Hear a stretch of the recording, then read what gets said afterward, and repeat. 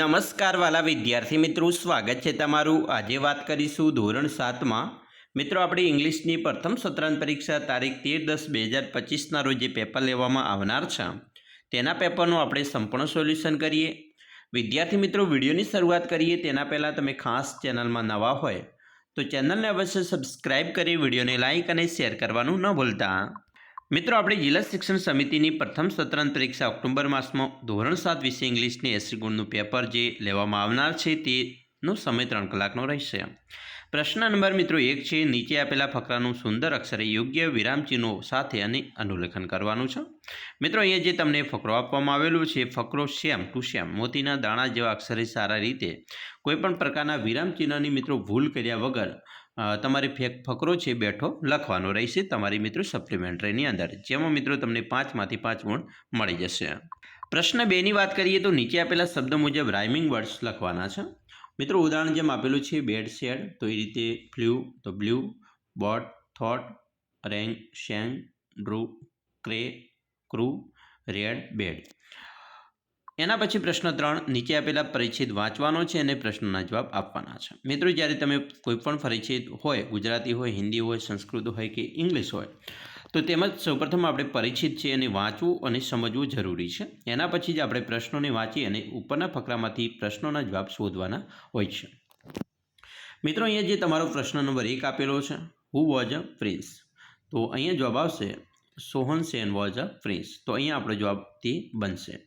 બીજું, what did the have they had special power, બરાબર, જે આપણો અહીંયા જવાબ બનશે। 3, હાઉ વોઝ અ પ્રિન્સેસ, તો જવાબ બનશે the princess was a beautiful. 4, what was the king was a magician. 5, how money friend did Sohan sense have, જવાબ છે સોહન સેન્સ હેડ 3 ફ્રેન્ડ્સ। એના પછી પ્રશ્ન 4 ઉપર મિત્રો જઈએ તો અહીંયા નીચે આપેલા વાક્યોને યોગ્ય ક્રમમાં ગોઠવવાના છે। અહીંયા તમે જોઈ શકો છો મિત્રો, પહેલું વાક્ય આપણું બને છે તે બનશે Gopal kill 7 files at blue. બીજું વાક્ય છે the king asked Gopal to kill the giant. ત્રીજું વાક્ય છે ગોપાલ થ્રુ સમ સ્ટોન। એના પછી ચોથું વાક્ય છે the giants fought with each other, અને 5, ધ જાયન્ટ ડેડ। તો આવી રીતે તમારે પણ મિત્રો લખવાનું છે। પ્રશ્ન 5 છે, વાક્યો ધ્યાનથી વાંચો અને નમૂના પ્રમાણે પ્રશ્ન વાક્ય બનાવો। અહીંયા તમે જોઈ શકો છો ઉદાહરણ આપેલું છે કે ગોપાલ બોટ ફ્રેશ જલેબીસ, તો did Gopal buy fresh jalebis, બરાબર, તેવી રીતે પ્રશ્નને મિત્રો જે પ્રશ્નો છે એ બનાવવાના છે।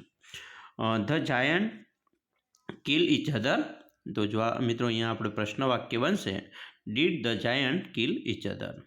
બીજું, Gopal like jalebis very much, તો જવાબ બનશે did Gopal like jalebis very much. ત્રીજું, he threw some stone at them, તો did he threw some stone at them. એના પછી ચોથું છે ધ જાયન્ટ્સ ડેડ, તો ડીડ ધ જાયન્ટ ડી। એના પછી પાંચમું વાક્ય છે the king promised each reward, તો મિત્રો પ્રશ્ન વાક્ય બનશે આપણું did the king promise a rich reward. પ્રશ્ન 6, રેખાંશ શબ્દો ઉત્તરમાં મિત્રો મેળવવા માટે તમારે WH પ્રશ્ન છે એ બનાવવાના છે। અહીંયા તમે ઉદાહરણમાં જોઈ શકો છો the king call Gopal in the morning, તો વેનનો ઉપયોગ કરીને આપણે પ્રશ્ન વાક્ય બનાવીએ તો when did the king call Gopal. એના પછી જોઈએ પેલો મિત્રો વાક્ય છે the young man hid behind the tree, તો વેરનો ઉપયોગ કરીને આપણે પ્રશ્ન વાક્ય બનાવીએ તો where did the young man hid. એના પછી બીજું છે Gopal made a big belt, હુનો ઉપયોગ કરવાનો છે, who made a big belt. ત્રીજું, the king saw the dead giants, તો વોટનો ઉપયોગ કરવાનો છે, what did the king see. ચોથો પ્રશ્ન છે the king call Gopal in the morning, વેરનો ઉપયોગ કરીશું, when did the king call Gopal. 5, Gopal like jalebis વોટનો ઉપયોગ કરીએ, વોટ ડીડ ગોપાલ લાઈક। પ્રશ્ન મિત્રો 7 આપેલી વિઝિટિંગ કાર્ડનો આધારે પ્રશ્નોના જવાબ લખવાના છે. મિત્રો અહીંયા સીમા શુક્લાનું ઇંગ્લિશ ટીચર તરીકે મોરવા પ્રાઇમરી સ્કૂલમાં નોકરી કરે છે અને એનું ક્વોલિફિકેશન, સબ્જેક્ટ, મોબાઈલ નંબર અને ઈમેલ આપેલા છે. એના આધારે આપણે પ્રશ્નોત્તરી કરીએ. મિત્રો અહીંયા પહેલો પ્રશ્ન છે કે વોટ ઇઝ સીમા શુક્લા? તો સીમા શુક્લા કોણ છે? તો જવાબ આવશે Seema Shukla is English teacher. બીજું, does she teach maths? No, she doesn't teach maths. એના પછી આવશે what is the name of school? The name of school is Morva primary school. 4 call me on. તો અહીંયા મિત્રો એનો મોબાઈલ નંબર છે. Seema Shukla's qualification is. તો મિત્રો એનું ક્વોલિફિકેશન છે તે લખવાનું છે BA. પ્રશ્ન મિત્રો 8 છે. આપેલા ટેબલના આધારે પ્રશ્નોના જવાબ આપવાના છે. અહીંયા તમે જોઈ શકો છો નંબર છે, એનું નામ છે, વેઇટ, હાઇટ, બર્થ ડેટ અને મિત્રો અહીંયા સેન્ટીમીટરમાં એને લખવાનું રહેશે. What is Shivam birth date? બરાબર, એની બર્થ ડેટ છે તે છે 24/10/2001. Who is a taller than Nisha? તો Tina is a taller than Nisha. ત્રીજું છે is Nisha's weight 29 kilogram? No, Nisha's weight is not 29 kilogram. Whose nose is a long a Shivam? તો Nisha's nose is a long a Shivam. 5 is Tina's height 116 centimetre? Yes, Tina's height 116 centimetre. એના પછી પ્રશ્ન 9 નીચે આપેલા સંવાદ કૌંસમાં મિત્રો આપેલા શબ્દો છે શબ્દ સમૂહની મદદથી પૂર્ણ કરો. અહીંયા તમે જોઈ શકો છો, જેમ કે પહેલું છે મીના અને મમ્મી વચ્ચે સંવાદ થાય છે.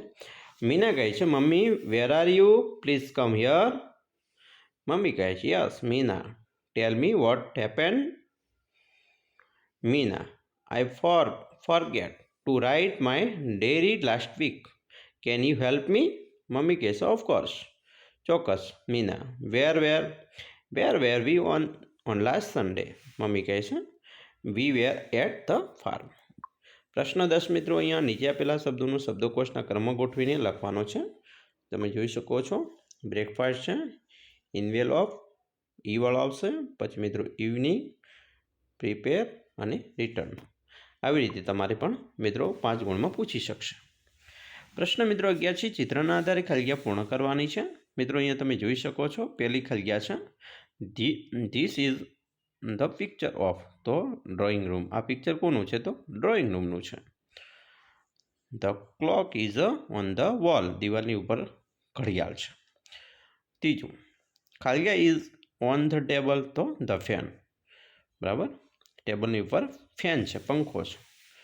There is a sofa. ખાલિયા ધ વેસ. તો નિયર, પાસે જ sofa. There are many books. ખાલિયા ધ બુક શેલ્ફ. તો ઇન આવશે. મિત્રો આવી રીતે તમે પણ તમારી પરીક્ષા છે આપી શકો છો. તમારી પરીક્ષા માટે તમને બેસ્ટ ઓફ લક. અમે આશા રાખીએ છીએ તમને આપણા વિડીયો પણ ખૂબ જ ઉપયોગી નીવડશે. અને ખાસ મિત્રો વિડીયો ગમે હોય તો લાઇક, શેર અને સબસ્ક્રાઈબ કરવાનું પણ ન ભૂલતા.